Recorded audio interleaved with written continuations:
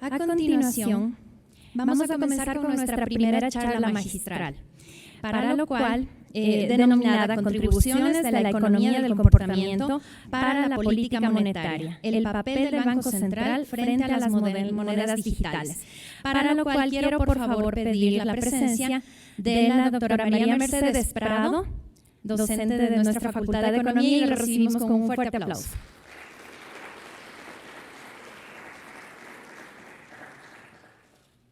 Bueno, buenos días con todos y todas. Pues siempre es un gusto estar aquí en la que fue mi casa académica, a la que le tengo muchísimo cariño, especialmente a la Facultad de Economía, con la que estoy permanentemente vinculada y no la quiero dejar a pesar de estar ya retirada. Vamos ahora en la primera charla que vamos a tener de hoy, un tema importantísimo, un tema de absoluta actualidad, ¿no? Hemos invitado para el efecto al doctor Marcos Centurión, a quien le vamos a pedir que pase adelante, ¿no es cierto?, para presentarlo. Él nos va a hablar de contribuciones de la economía del comportamiento para la política monetaria, el papel del Banco Central frente a las monedas digitales. Pasa, por favor. Nuestro conferencista es doctor de la Universidad de Grenoble, en un PhD en Economía, y ha sido profesor invitado en varios foros y en varias universidades. Él tiene una especialidad como profesor, es profesor de la Escuela de Negocios de Grenoble y además es profesor de la Universidad de Grenoble-Alpes. Su especialidad está sobre todo en lo que tiene que ver con temas de la economía digital, ¿ya? Economía internacional, economía pública, economía contemporánea, problemas del mundo contemporáneo, moneda y finanzas, análisis económico y metodología económica. ¿Okay? Además de todo esto, ha hecho varias contribuciones en distintas revistas indexadas, ¿sí? Contribuciones además a conferencias especializadas en los temas que acabo de señalar, ¿no?, que son su especialidad. Yo los dejo con él, pues, y les dejo con él en una charla interesante que va a hablar bajo tres ejes, ¿no? Un eje primero que nos va a situar en el contexto de cómo están desarrollándose todos estos mecanismos de economía digital y todo lo que tiene que ver con monedas digitales. Primera cosa, nos va a enseñar a comprender cómo es el sistema, cómo debemos comprender el sistema de todo lo que son las criptomonedas. Y en tercer lugar nos va a hablar de cuáles serían las pistas de análisis y las funciones que debe hacer un Banco Central del Ecuador frente a una nueva realidad que es la que estamos ahora enfrentando. Les dejo con el doctor Marcos Centurión.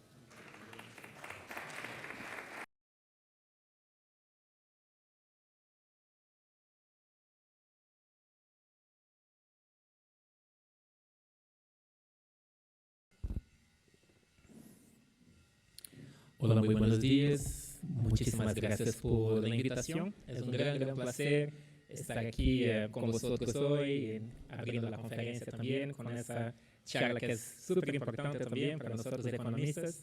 Les traigo un gran saludo desde Brasil, un país que les quiere mucho también. Tenemos muchos lazos muy buenos, sois muy queridos por nosotros también.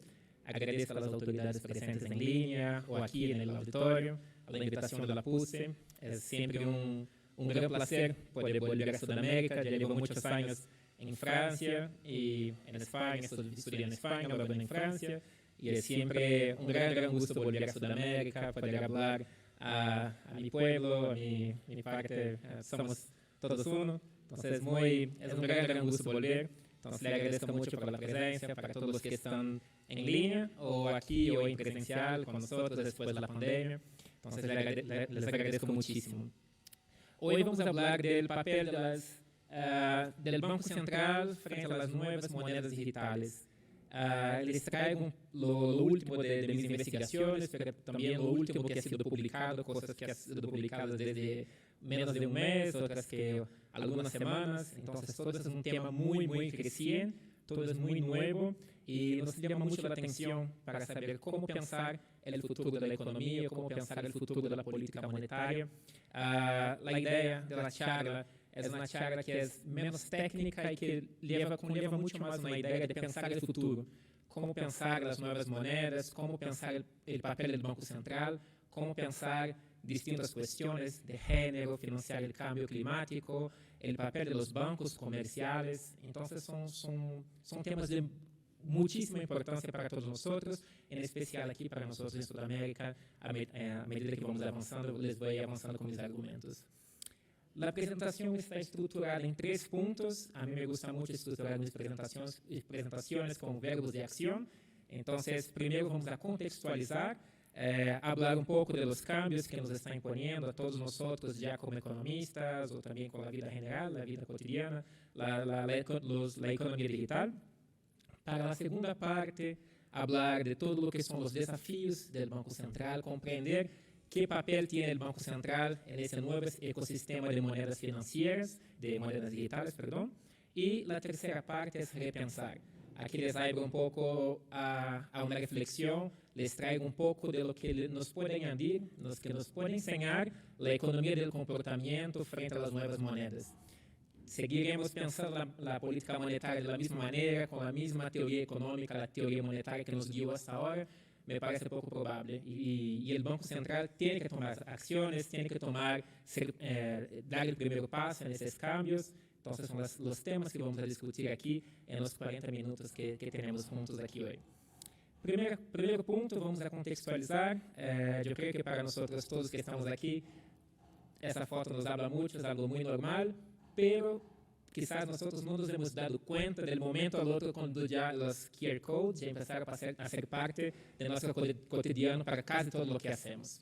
Entonces, en 3 puntos les puedo compartir que son los principales cambios que nos está introduciendo la economía digital. Y un ejercicio de contextualización para yo no entrar directo ya en el tema de que vamos a hablar. El primero hace respecto a la demografía, donde ya vemos que los milenios, la generación Z, alfa, hoy ya han pasado todo lo que son los baby boomers que vienen después de la Segunda Guerra Mundial. Y eso es un cambio muy importante, muy fundamental en nuestra sociedad, porque son ellos que nosotros, ¿no? Para algunos, yo todavía soy el límite de los milenios hasta 36, pero para todos nosotros, ya las generaciones más nuevas y todo, son ellos, nosotros que estamos guiando ese cambio. Entonces es muy bonito también ver hoy el auditorio aquí lleno de muchos jóvenes, mucha gente que va a estar guiando ese cambio en algunos años también, con los jóvenes economistas que aquí están. El segundo punto que nos llama mucho la atención cuando empezamos a hablar de todo lo que es la economía digital es la cuestión de la regulación. ¿Hasta qué punto tendrá fuerza, por así decir, el gobierno para poder regular las tech?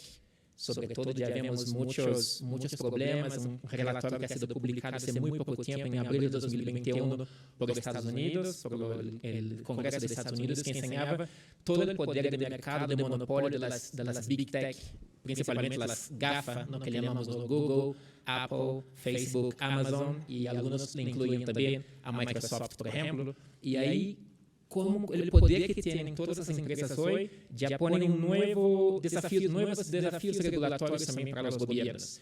Yo les tengo aquí el caso, por ejemplo, en Brasil, del WhatsApp en 2016. El gobierno brasileño necesitaba informaciones para seguir unas cuestiones criminales, necesitaba informaciones de unas personas que estaban implicadas en unos crímenes, y WhatsApp ha dicho no.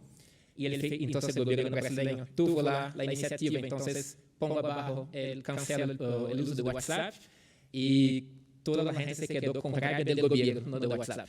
Entonces eso nos enseña mucho del cambio, de la fuerza que tienen ya esas empresas cuando comparadas con el gobierno.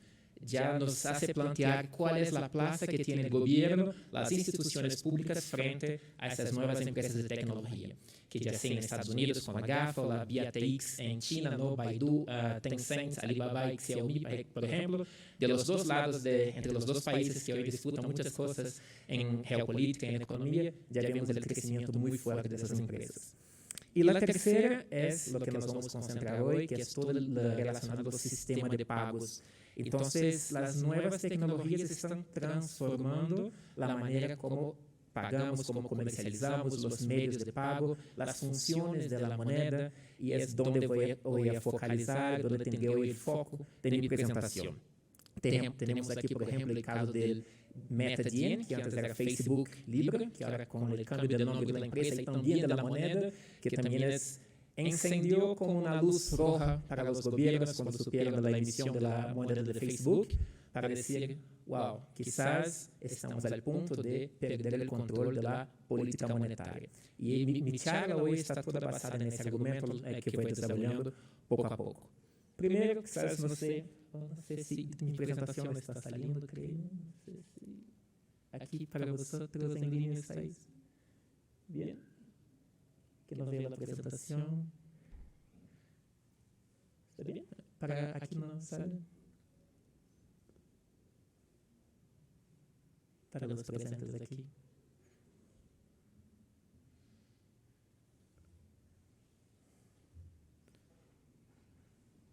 ¿Les espera un poco? Para solo resolver el problema técnico aquí con los presentes con la presentación.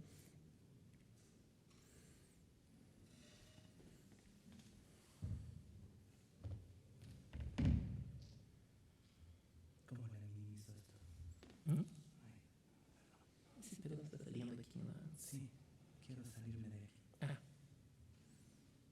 Un ratito me... 36. Código 5568.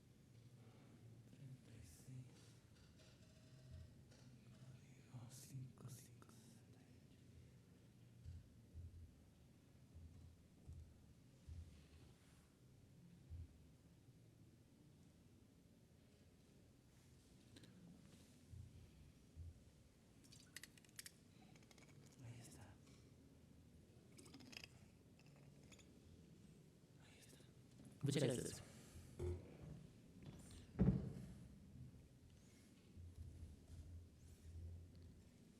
Entonces, como les decía, las nuevas monedas digitales nos traen también una nueva percepción, una nueva taxonomía sobre la moneda. Nosotros tenemos la moneda física, que es la más conocida para nosotros todos aquí, que aquí estamos como economistas, y las monedas digitales traen dos novedades, que ya sean convencionales, y aquí hay la idea de centralidad. ¿Quién va a emitir esas monedas digitales? ¿Es una autoridad central, que puede ser el Banco Central o algún otro instituto del gobierno? ¿O entonces serán las criptomonedas basadas en la tecnología DLT del blockchain? Y ahí ya es quizás algunos otros amigos también, los otros compañeros van a desarrollar mucho más el tema de la tecnología que va por atrás, pero solo para ser sencillo, no sé si todos aquí ya están familiarizados con el tema. El blockchain es esa tecnología que está, por la cual se construyen las criptomonedas, grosso modo. Entonces, el centro de esa tecnología es que todo ahora es mucho más descentralizado. Cada uno se vuelve un poco el responsable por autenticar todo lo que se pasa en ese sistema de pagos. Entonces, ya no hay la figura de una centralización, que sería en el caso de la moneda pública, de la moneda fiduciaria del Banco Central, y ahí estamos en un sistema de red que es totalmente distinto de lo que hemos visto hasta hoy. Tres otros puntos que son importantes de diferenciar, justo en la contextualización también, hacer la diferencia entre crypto, stable y central bank digital currency. A veces voy a utilizar en inglés, a veces voy a utilizar en español el concepto. Si hablamos de cripto, justamente hablamos de esa tecnología que todo está como encriptado, para poder hacer esa división entre los distintos participantes de esa red, y que está totalmente descentralizada y fuera del control del gobierno. Claro, la más conocida es el Bitcoin, pero hay más de 10.000 criptomonedas hoy disponibles en el mercado. La segunda clase de criptomonedas, todavía dentro de las criptomonedas, están las stablecoins, que están siempre fijadas, están siempre backed, están siempre alineadas con alguna otra moneda fiduciaria o en algún elemento, algún activo financiero. Aquí, por ejemplo, tenéis el caso del oro y del dólar, y aquí la más conocida de las stablecoins sería la Tether, que también está creciendo bastante en términos de valor, porque resuelve el problema del Bitcoin, que es súper volátil. Entonces ellos logran tenerlo el mundo perfecto para algunas personas que están en ese mercado, que es combinar todo lo que es la descentralización con, al mismo tiempo, la posibilidad de tener unas monedas que pueden ser usadas como reserva de valor, que no es el caso del Bitcoin, si hablamos económicamente hablando, ¿no? Y la última sería las monedas digitales del Banco Central.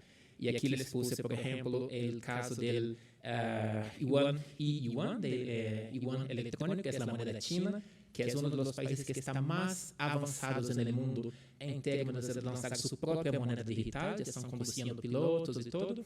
Algunos países ya le han lanzado, pero ninguna gran economía, por así decir, no ha entrado en ese tema. Y China es el país que está hoy día lo más avanzado en términos de las grandes economías. Entonces, ¿qué es lo importante para nosotros a ese punto? Saber tres cosas. Una, como les acabo de decir, hay más de 10.000 criptomonedas en el mundo. Hoy, mucho más de 10.000. Y la podemos esperar aún mucho más. Bitcoin es la más conocida y de aquí ya les hago una pregunta que voy a contestar al final de mi presentación. ¿Por qué el Bitcoin la gente tiene tanta confianza? ¿Por qué la gente está tan con esa histeria por detrás, con toda esa intensidad por detrás del Bitcoin? Vemos cada vez más su precio subiendo bastante, pero si hay 10.000 en el mercado. Ya le dejo la pregunta para el final. Hoy, ¿cómo es el panorama con el Banco Central? 7 bancos centrales ya han lanzado sus monedas hace muy poco, muy recién. Nigeria fue el último país que lanzó su moneda digital, y también los países, todo lo que son los bancos centrales de Caribe también, que ya han lanzado su propia moneda digital. Y por último, hay 16 bancos centrales que están muy avanzados en eso ya. Uno de ellos es Brasil, que en la región también es una referencia con el lanzamiento de lo que nos llamamos PIX, que el Banco Central ya pudo anticipar algunos cambios que están por pasar en el sistema financiero nacional y mundial. ¿Qué tenemos que tener en ese punto? Si miramos solo los números, quien está guiando ese cambio no es el gobierno, no es la función pública, no es el poder público. Quien está guiando, y eso es muy nuevo, son las empresas privadas. Quien está guiando ese cambio, poniendo las bases de lo que va a pasar en el futuro, ya no está más en la mano del gobierno. Y eso para nosotros es una información muy importante para poder comprender por qué y qué tiene que hacer el Banco Central frente a toda esa situación que es muy nueva. Les empiezo con la primera cosa, que es un argumento que estoy trabajando, defendiendo también, con algunos otros investigadores también que trabajan el tema. Estamos saliendo de una época en la cual el Banco Central tiene el monopolio sobre la moneda, sobre la emisión de moneda, para una situación de competencia monopolística. Si hablamos aquí de competencia monopolística, sabemos que es la diferenciación del producto, que es muy sencilla, muy basado en todo lo que es el marketing, etcétera, barreras de entrada que son muy bajas. Entonces el gobierno, las autoridades monetarias están un poco perdiendo ya esa posibilidad, ese monopolio que tienen en la política monetaria. China es un poco la diferencia, ya está poniendo barreras muy fuertes contra el Bitcoin, está muy avanzado en su lanzamiento de su propia moneda digital, y tenemos dos modelos, lo que viene de China y lo que viene del Occidente, por ejemplo, hasta ahora con pasos muy discretos, por ejemplo, de Estados Unidos con relación al Fedcoin. Se empieza a hablar ahora un poco más de algo que China ya está muchísimo más avanzado. Ya hablaremos también. Lo que es y ese es mi argumento, pero no solo el mío, la evidencia que tenemos hoy de muchos investigadores trabajando en ese tema, es que las monedas digitales del Banco Central jamás tendrán el monopolio que tienen hoy. Ya es un hecho que es una hipótesis que van a tener que compartir el espacio que existe en el ecosistema financiero. Esa es una hipótesis que quizás se va a realizar o no, pero es una hipótesis muy fuerte y ya vamos también a explicar por qué, por distintos efectos que hay en las nuevas monedas, la relación de las personas con las nuevas tecnologías, etc. Y aquí, como podéis ver aquí, yo les traigo un extracto del Banco de Pagos Internacionales, del BIS, sobre los distintos, el ecosistema de los medios de pagos existentes hoy. Entonces, lo que podemos ver aquí es todo lo que está, por ejemplo, fuera del azul, por así decir, como le podemos comprender, es que están en competencia directa con el Banco Central, principalmente lo que está en verde y fuera del azul. Y ya vamos a hablar un poco más también de cada uno de ellos. ¿Y cuál es el problema que eso supone ya para el Banco Central? Porque cada actor tiene incentivo a empezar su propia red de pagos. Tener control sobre el medio de pago es un poder increíble que hasta hoy tiene la política monetaria, pero si poco a poco ese poder de los medios de pago ya se pasan a las manos de los actores privados y a veces ni nacionales, que por ejemplo, imagínate la adopción de la moneda de Facebook, por ejemplo, en Brasil, lo que sea, ya ni es tanto el Banco Central de Brasil que está guiando los medios de pago, la política monetaria, el control de la liquidez, pero sino ya está siendo controlado desde un otro país por un ente privado. Cosas que para nosotros no podemos dejar de ninguna manera fuera de nuestro análisis. Entonces, eso dicho, ¿cuál es el marco analítico de las monedas del Banco Central? Aquí yo traigo un poco de lo que es un muy buen artículo que fue escrito por Borio en el 2017, que pone, que también se quedó un poco como la referencia para estudiar las nuevas monedas del Banco Central. El primer punto que podemos mirar es con relación a su atractividad.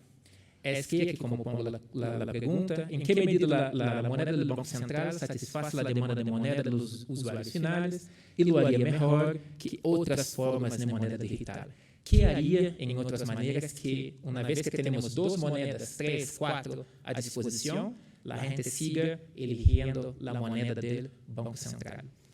El design, ¿qué tipo de design va a tener la moneda del Banco Central? ¿Va a pagar interés o no? ¿Cómo va a poder competir, por ejemplo, con otros medios de pago si ellos, por ejemplo, pagan interés? ¿Cuál sería, por ejemplo, el papel de la moneda del Banco Central en esa discusión? Y aquí, por último, sería qué tipo de tecnología. Tecnología propia del Banco Central, sería basada en la tecnología blockchain, sabiendo que las dos tienen ventajas e inconvenientes en su elección. La tecnología blockchain es muy interesante para el Bitcoin, pero si miramos desde la perspectiva del medio ambiente, consumo de energía es increíble, es súper fuerte. Por ejemplo, también la concentración que puede tener también en términos de poder, de detención de esa moneda también, son cosas que son muy importantes a llevar en cuenta. Y ahí sería mejor tener qué tipo, una moneda que tiene un token, que es basada en la blockchain, o si no, una moneda del Banco Central que sigue, por ejemplo, lo que tenemos nosotros hoy, que es, por ejemplo, como más o menos como cuentas en el Banco Central de la moneda digital. ¿Cuál es el problema que supone? Porque tendríamos cuentas, por ejemplo, quizás directo en el Banco Central, y eso directo pondría un problema para los intermediarios financieros. Como sería, por ejemplo, pasar directo, no tener más acceso a los bancos intermediarios financieros y tener una cuenta directa en el Banco Central, lo que hoy es privilegio solo de los bancos que tienen acceso a las reservas de pagos.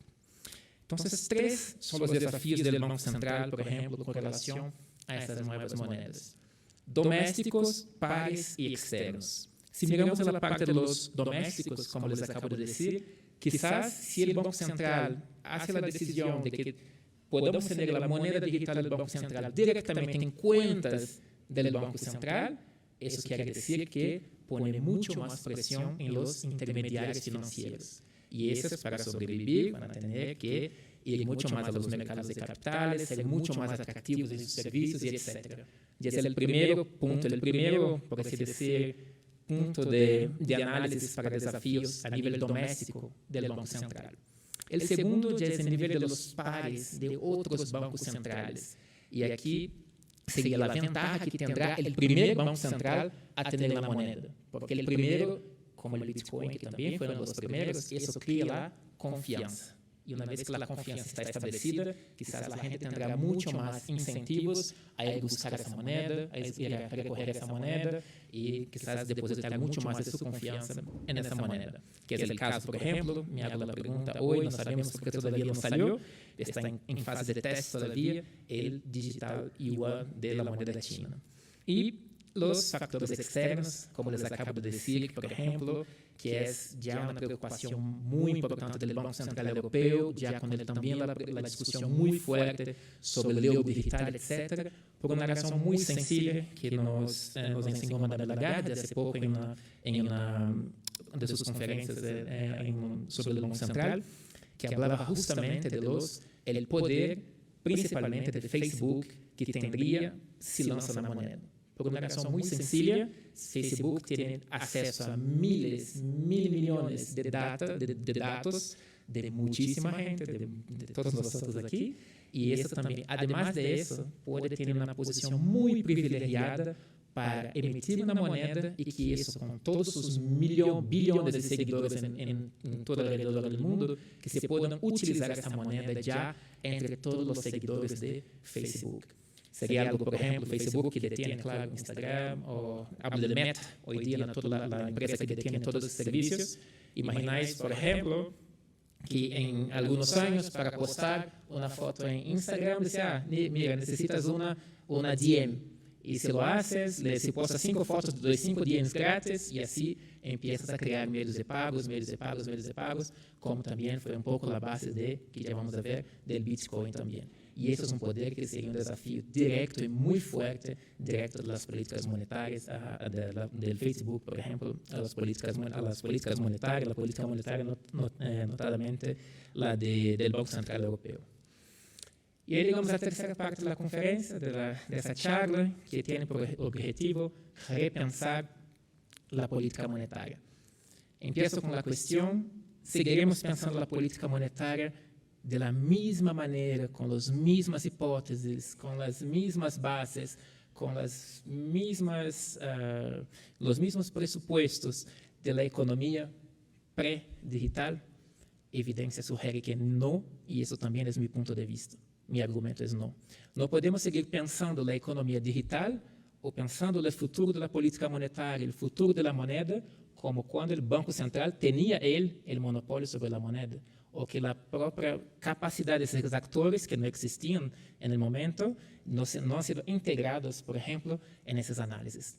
Eso no quiere decir invalidar más de 50, 60 años de discusión muy fructífera, que ya sea de la economía ortodoxa, heterodoxa, cada uno con su punto de vista sobre la demanda de la moneda, endógena, exógena, y cada uno con su manera de ver la moneda, pero mi discusión, mi punto va mucho más allá. Por ejemplo, mi primera formación, antes de ser economista, he estudiado administración de empresas, y en administración de empresas tenemos un jargón de la disciplina que se dice encontrar océanos azules. No salir, no estar solo en la misma discusión de siempre y pensar mucho más allá de lo que nos puede, por ejemplo, aportar nuevas maneras de comprender hechos que ya están consolidados. Y ese, por ejemplo, es mi objetivo aquí. No es tanto hacer un análisis técnico y traer una discusión que sea mucho más entre heterodoxia y ortodoxia, no ese es mi objetivo aquí, pero traer una visión que es mucho más distinta, pensar el futuro. Quizás no discutir tanto lo que ya se hizo, no tanto el pasado, pero les invitar a todos vosotros que estáis aquí o en casa, en línea, a repensar el futuro de la política monetaria, repensar los presupuestos que tenéis por la demanda de moneda, el rol del Banco Central, el rol de la política monetaria, y etc. Entonces, aquí lo que les propongo no es anular, cancelar, pero complementar todo el avance teórico, intelectual que ya hemos tenido a lo largo de los últimos años de la economía monetaria, claro, seguimos teniendo, con la economía del comportamiento. ¿Y por qué la economía del comportamiento? Yo creo que esa frase que encontré aquí abajo me parece muy interesante. En la economía digital, el comportamiento humano es una mercancía que puede ser influenciada, cuantificada, estandarizada y empaquetada a escala. Claro, si nos ponemos eso directo a pensar en todo lo que es la política monetaria, eso tiene mucha influencia para poder administrar, poder de verdad reshape, poder hacer nuevas maneras que vosotros podéis tener sobre por qué vais a pedir una moneda u otra. Entonces, cuando pensamos en la economía del comportamiento, pensamos directo en dos cosas distintas, en lo que se cambia, un cambio muy interesante, muy importante, entre todo lo que es la economía dicha ya estándar, todo lo que hemos tenido hasta ahora, que son incentivos, por ejemplo, baseados en incentivos financieros, en una regulación con tasas, impuestos, etcétera, una regulación, por así decir, estatal, por así decir, dura, una regulación que va mucho más a los impuestos, etcétera, y la economía del comportamiento ya va a pensar en un tipo de regulación que es muy distinto. Vamos a pensar ya en incentivos no financieros, vamos a pensar en todo lo que es la política de nudges, que por la traducción en español sería empujoncito, pero yo prefiero guardar aquí la terminología de nudges, y encontrar maneras de influenciar, guiar las elecciones de la gente, la arquitectura de elecciones de la gente, para que puedan elegir por un producto u otro, o en ese caso, para elegir una moneda u otra. Entonces, de eso sale un nuevo concepto que yo también estoy presentando aquí ya en primera y que ya va a salir dentro de poco, que es el concepto de la e-monetary policy, una política monetaria electrónica que no puede para nada pensar la economía, la gestión del control de liquidez del sistema de pagos, para nada con lo que hemos tenido hasta ahora. Tenemos que ir más allá y complementar lo que había ya. Dos son las razones por las que les traigo hoy, en razón del tiempo, y por qué necesitamos introducir las políticas mucho más comportamentales de nudge en el análisis. Y eso no es solo mi percepción. Hace muy poco también ha sido publicado un paper muy interesante del Banco de Pagos Internacionales, Janet Yellen, también la antigua presidenta del Banco Central del Fed en Estados Unidos, ahora secretaria del Tesoro, hablando de la importancia de que tenemos que ya empezar a integrar todos los insights de la economía comportamental en los análisis de la política monetaria.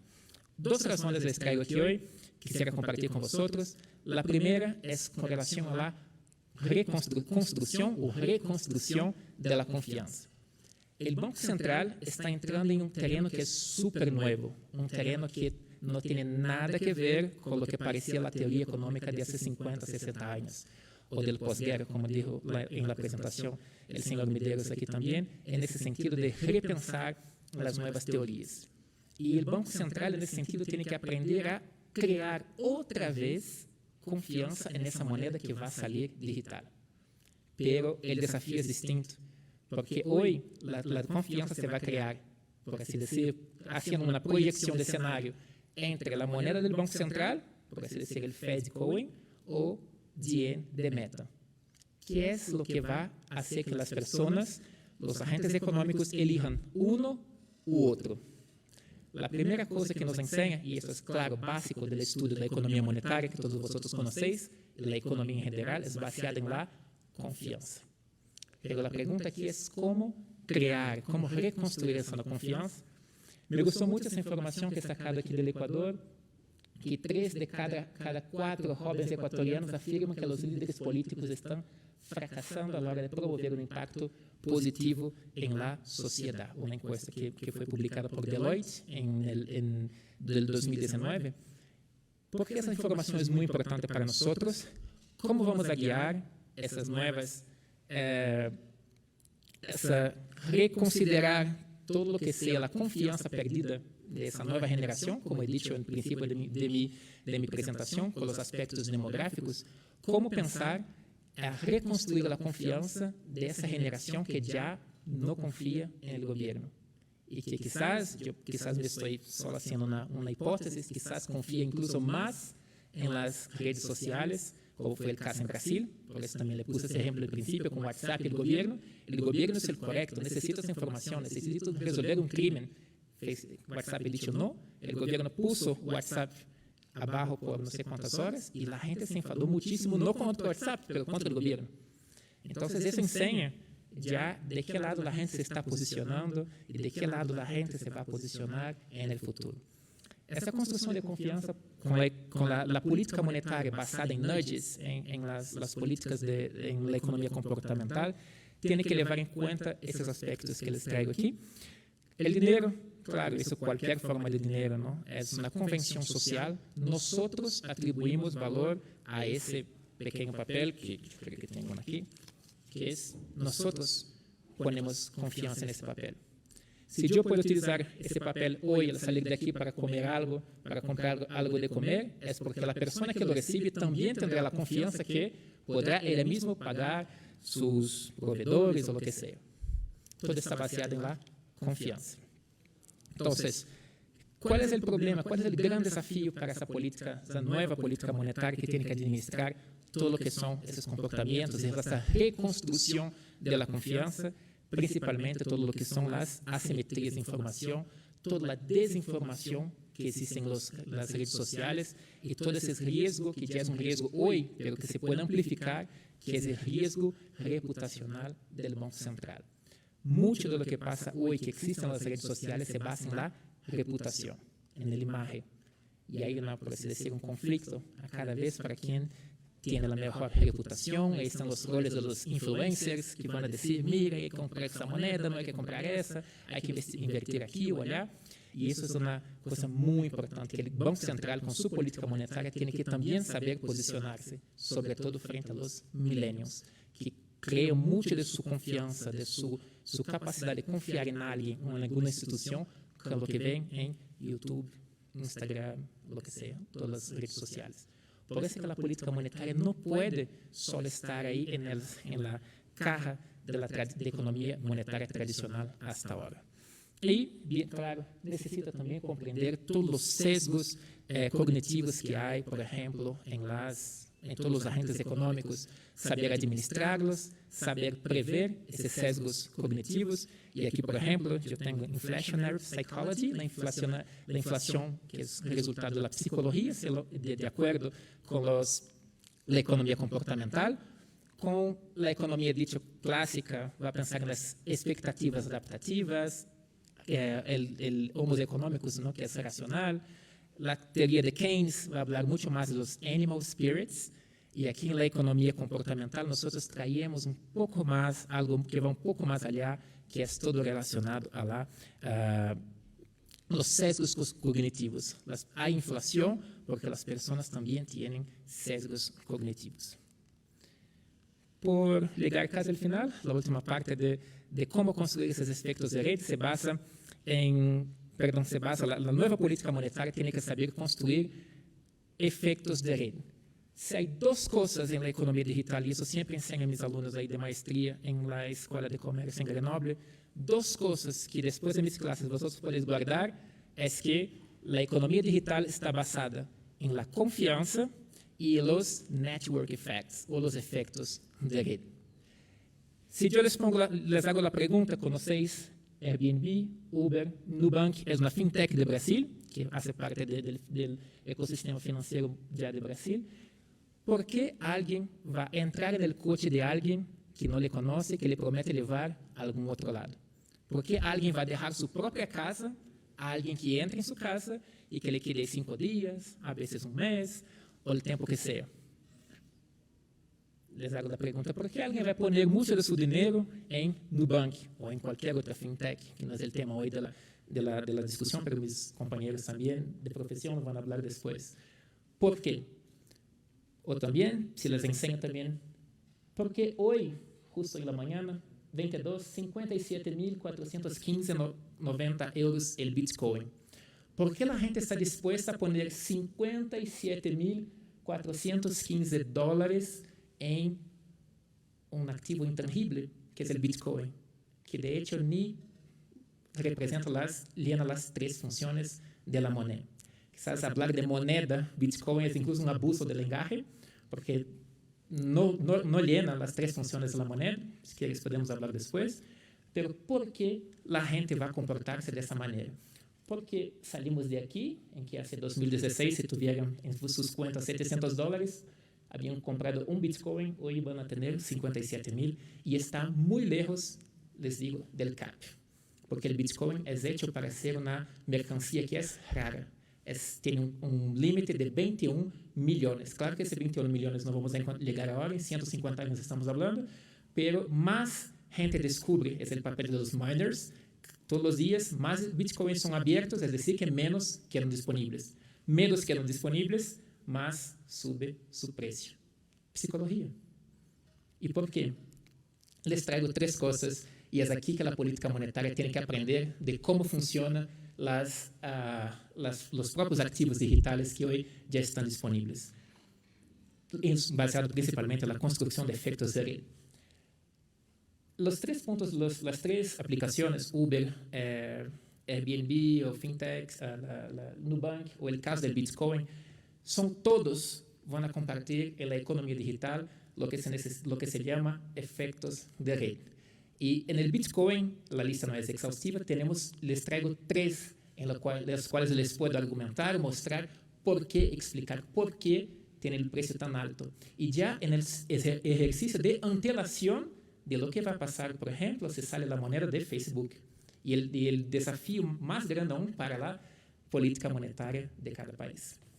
Primera cosa, basada en la confianza, en las creencias. Las personas, como les pongo aquí, las creencias se vuelven más valiosas para los creyentes cuanto más gente cree. El Bitcoin es valioso porque creemos que es valioso. Igual. Pero han podido lograr hacer transformar un activo totalmente intangible, creando la idea de percepción de escasez, que no es infinito, tiene un límite, y si más rápido lo tienes, más puedes ganar. Entonces ya entramos en el primero de la confianza. La gente tiene confianza que va a poder un día quizás tener 100,000. Yo sinceramente pienso que va a pasar de mucho más lejos que 100,000. Tribal, el segundo tipo de network effects, de efectos de red, que está basado en nuestros sentimientos. ¿Por qué elegimos a una aplicación? ¿Por qué elegimos al Bitcoin, etcétera? Porque queremos llenar nosotros mismos ese sentimiento de pertenencia. Y aquí el Bitcoin, que es muy curioso su caso, cuando les estudiamos desde la perspectiva de la economía comportamental, es que hay ya el maximalismo del Bitcoin. Es decir, grupos que piensan que el Bitcoin será la única moneda en el futuro. Todas las monedas un día se van a acabar porque el Bitcoin va a prevalecer sobre todas. Entonces ese grupo tiene ya en su espíritu, en su mente, sus ideas, que 3 cosas: añadir valor a los otros miembros de su grupo, defender la reputación de ese grupo, de esa tribu, o si no, hacer crecer ese grupo que ya tienen ese sentimiento que es compartido en términos de la confianza que tienen en el Bitcoin. Y el último, para terminar también los 40 minutos perfecto, el efecto de arrastre, que es muy conocido también para todos nosotros, a veces los que podemos también llamar de efecto de moda. Todos tienen, yo también voy a entrar, si no entro, yo quizás estoy perdiendo algo, y es ahí que entra la presión, la norma social, que juega un papel muy importante. Cosas que la propia moneda del Banco Central no puede dejar. Está entrando en un terreno que la gente está compitiendo así. Si yo no entro para competir con esas nuevas monedas, con esos nuevos instrumentos, lo que puede pasar, y es muy probable, es que la gente no tenga ninguna atracción por la moneda del Banco Central. Es como si fuera una moneda que un día va a ser un simple papel, que la gente lo va a coger y con eso no hago nada. Para terminar, y ahí están 2 minutos, perfecto. Reflexión. Les invito a 3 reflexiones, que es lo más importante, hacer un recapitulativo de mi charla de hoy. 3 cosas. Acción. Los bancos centrales tienen que tomar una acción. Si no lo hacen, el riesgo es que pierdan el control de la política monetaria. En ese sentido, el gobierno de Brasil ya tomó una iniciativa muy interesante con el Pix. Ya se hablaba muy fuerte de los pagos vía WhatsApp, y el Banco Central brasileño pisó antes, sabe de la ventaja que tiene el primero que se mueve, el pionero, y ya está muy desarrollado con el Pix, que ya también con algunos años tiene la idea de lanzar el real digital. Ecuador, ¿por qué toda esa charla es importante para vosotros? Quizás preguntáis, somos una economía dolarizada, ¿cómo vamos a hacer? 2 preguntas. ¿Vais a seguir en la economía dolarizada con la emergencia de nuevos actores financieros, con las nuevas monedas?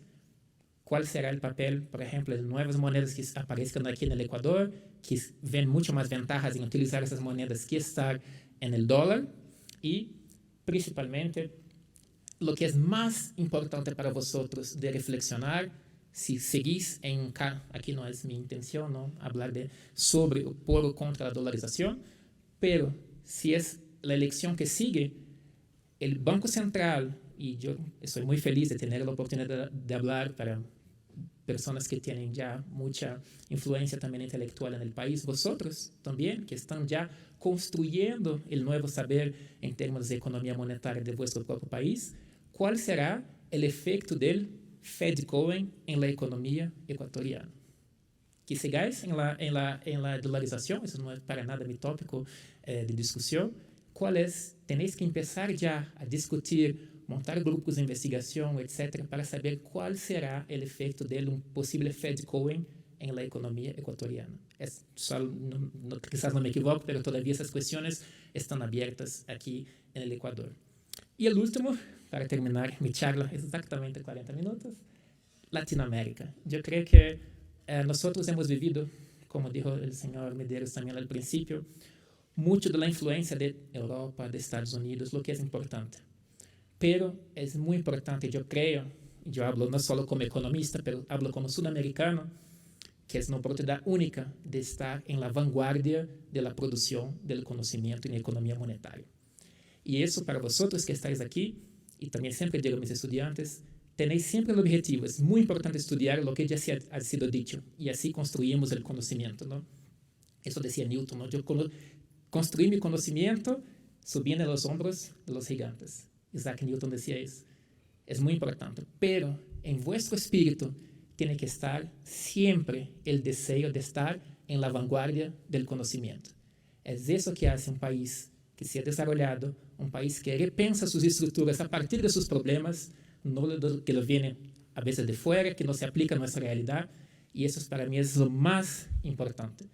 Quizás aquí algunos de vosotros van a estar muy interesados en estudiar las nuevas monedas digitales, la economía del comportamiento, lo que sea, pero lo más importante, sepáis que tenéis siempre que tener esas ganas, esa voluntad de estar como nacional, como latinoamericano, en la vanguardia del conocimiento. Que de aquí salgan las teorías que van a influenciar el conocimiento en otras partes del mundo, no al contrario.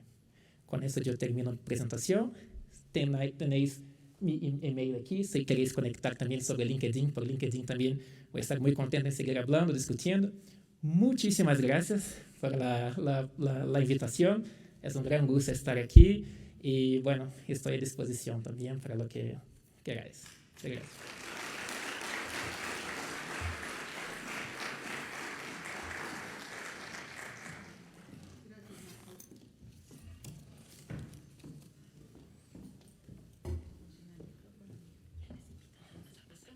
Sí, muchas gracias. Por favor, invitamos a María Mercedes, a Marcos, a pasar aquí a nuestra salita. Y tenemos algunas preguntas del público, tanto los que están aquí presentes como los que están escuchándonos por Zoom y por Facebook Live. No sé si me ayudan activando los micrófonos. ¿Ya están? ¿Aló? ¿Sí? ¿Ya? ¿Ya?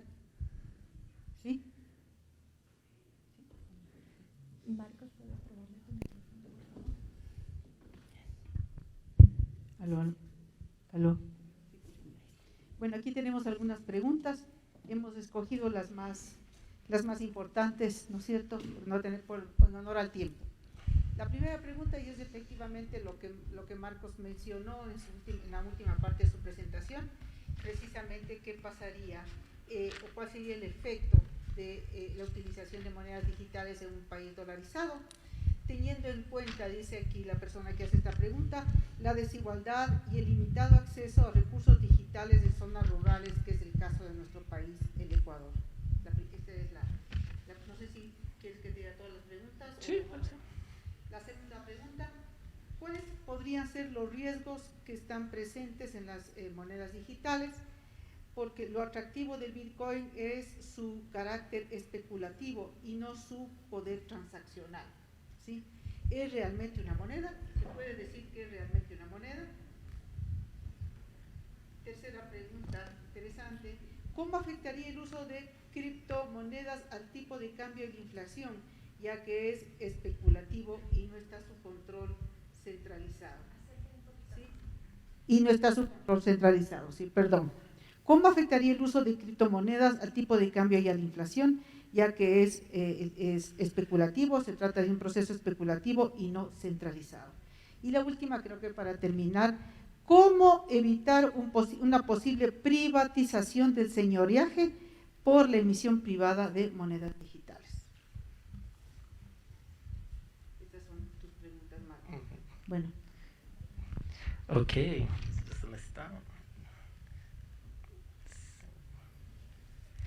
Ok, muchas gracias por la cuestión. Cuestiones muy buenas, muy técnicas y que enseña también a la vez también el interés de la gente en conocer más, aprender, saber mucho más qué papel va a jugar el gobierno y el Banco Central en todo eso. Con respecto a la dolarización, todavía, en general, todas las cuatro respuestas que voy a dar, todo es muy recién. Estamos hablando a veces de investigaciones que salieron hace 4 meses. El caso de El Salvador, por ejemplo, todavía es súper corto para hacer un análisis. Hace unas horas, esa noche, el presidente de El Salvador anunció que va a hacer también la ciudad de Bitcoin allá. Ya hay también, por ejemplo, en Estados Unidos, una competición entre Miami y New York para saber quién va a ser la ciudad más crypto-friendly de las dos, con pagos, por ejemplo, de los gobernantes allá en criptomonedas, etc. Entonces, la cuestión de la dolarización es muy, muy importante de pensar y por eso terminé con la pregunta al final.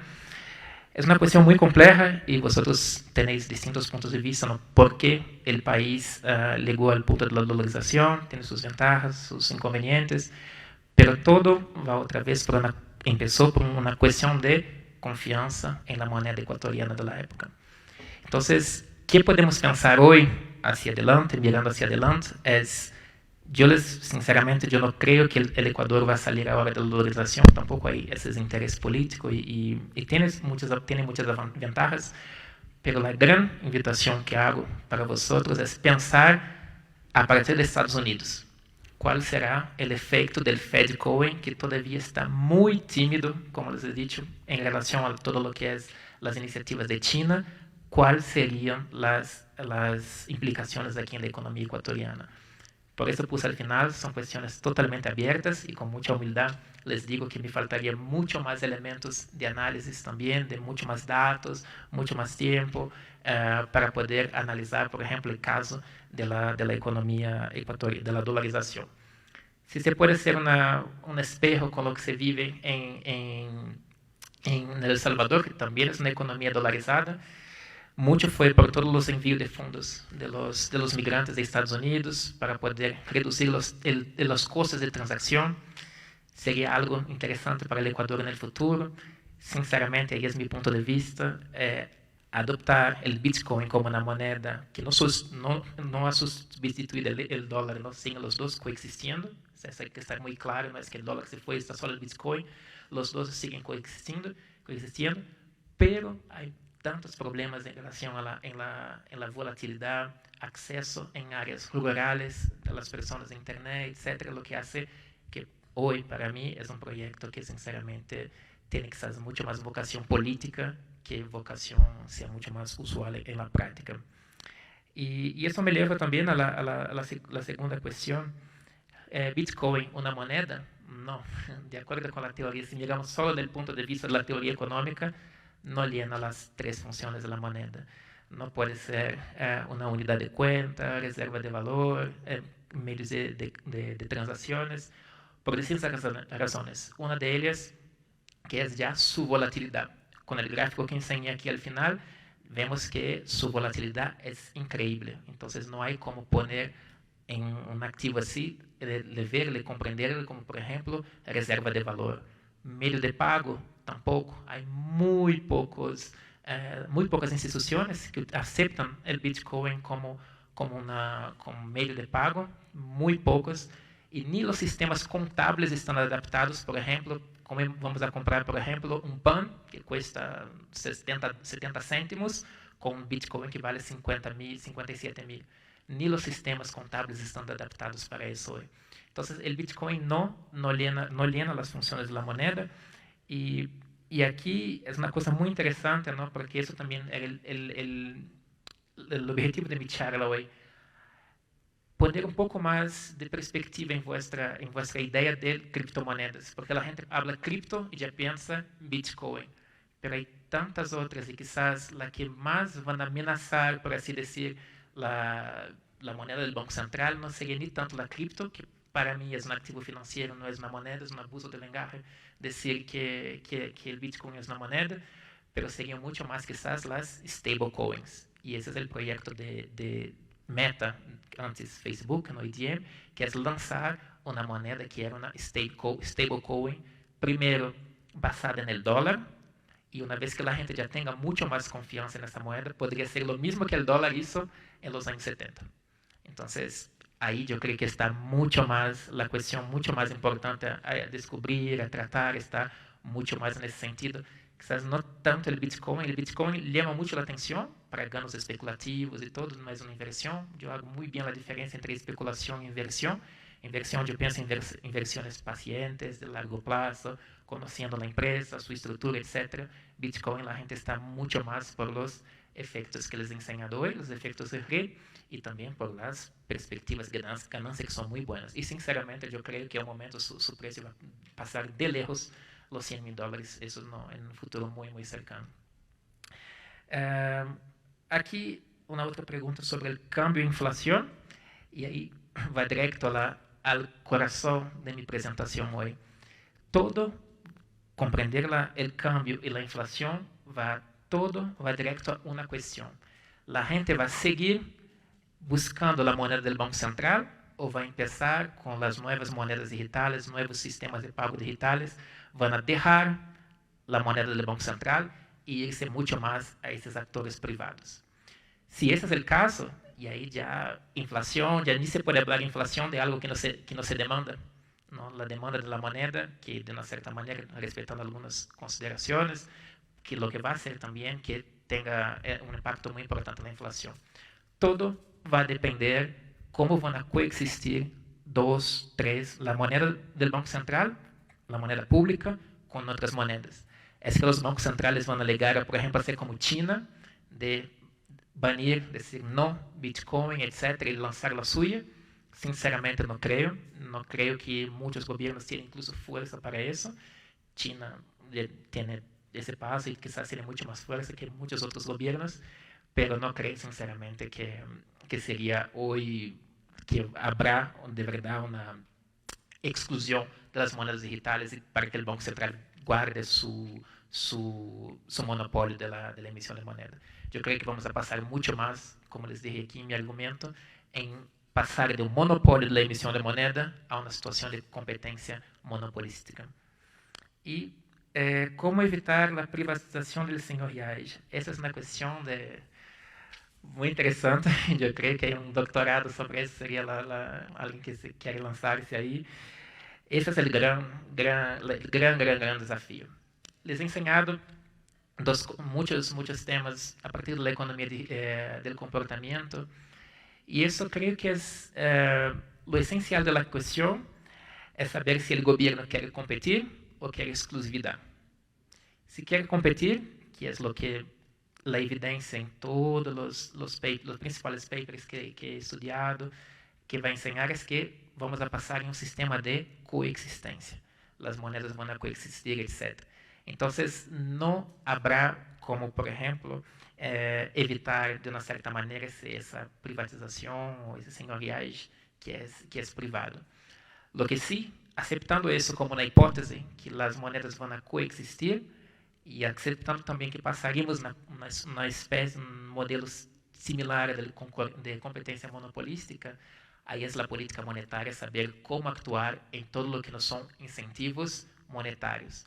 Cómo hacer que la gente tenga confianza en su moneda, cómo hacer que la gente quiera seguir aceptando su moneda, porque lo que pasa hoy, como vimos ya con el Bitcoin, pero principalmente con algunas otras monedas, que el proyecto de Facebook, que hacía mucho más temor a los gobiernos, es esa posibilidad de tener retornos de escala y poder escalar mucho más su moneda, traer mucho más, con cada vez más usuarios utilizando y todo, hacer que esa moneda sea cada vez más fuerte, dar cada vez más poder a esos actores privados que están en la emisión de la moneda privada. Mi punto de vista es que hoy el gobierno, la política monetaria, tiene que centrarse en competir donde ya están muy bien establecidos los que emiten monedas digitales, que están sobre todo basados en estímulos no monetarios. Aunque el Bitcoin al principio, cada uno recibía un Bitcoin y recibía también incentivos monetarios para cada persona que traía, para que a cada vez que más gente llegue, más gente entre, el valor de su propio Bitcoin iba a subir. Se empezó mucho con una mezcla entre incentivos monetarios y después no monetarios, que es con los efectos de red. Entonces, hoy, sinceramente, yo creo que mi percepción es que hay que saber competir y no entrar en la idea de que vamos a seguir excluir y vamos a seguir siendo los únicos en el mercado, en la emisión de moneda, porque yo creo que vamos a tener que saber mucho más, aprender a compartir y aprender a que su moneda sea mucho más, tenga mucho más éxito en los bancos centrales que las otras monedas, lo que sinceramente parece un gran desafío por delante, principalmente visto la confianza de la gente, de los milenios en el gobierno, y ahí está la gran cuestión de política económica, de la recomendación de política económica, y es saber después, ¿no?, cómo dar mucho más espacio, cómo sería un mundo en el cual son los actores privados que tienen el control de la emisión de monedas si llegamos a ese punto. Todos esos escenarios, no es que son mi punto de vista, pero no son a excluir para cualquier análisis del futuro de la política monetaria. Vamos a agradecer a Marco y le vamos a agradecer por habernos traído un tema de tanta actualidad ahora y que va a llevar al Ecuador, siendo un país pequeño, a plantearse precisamente lo que está pasando en el mundo y cómo debe posicionarse, cómo debe actuar el Ecuador frente a esa realidad mundial que se viene indefectiblemente para todos, ¿no? Le vamos a agradecer a traernos un tema de reflexión precisamente interesante para nuestros estudiantes en la facultad, ¿no?, de reflexionar cuáles son las posibles funciones que dejaría de hacer el Banco Central o que tendría que hacer adicionalmente el Banco Central para que precisamente pueda controlar, ¿no es cierto?, la emisión de las monedas virtuales. Le vamos a agradecer mucho por su presencia en este panel, ha sido nuestro primer conferencista y espero que siga viniendo, ¿no es cierto?, al Ecuador, a que nos vaya enriqueciendo, ¿no es cierto?, con todos estos temas, porque Grenoble, precisamente la universidad donde él trabaja y la Escuela de Comercio donde él trabaja, está muy involucrada en los temas de economías digitales, economías numéricas, economías digitales, transacciones digitales, la economía digital en general. Muchas gracias, Marco, por estar aquí.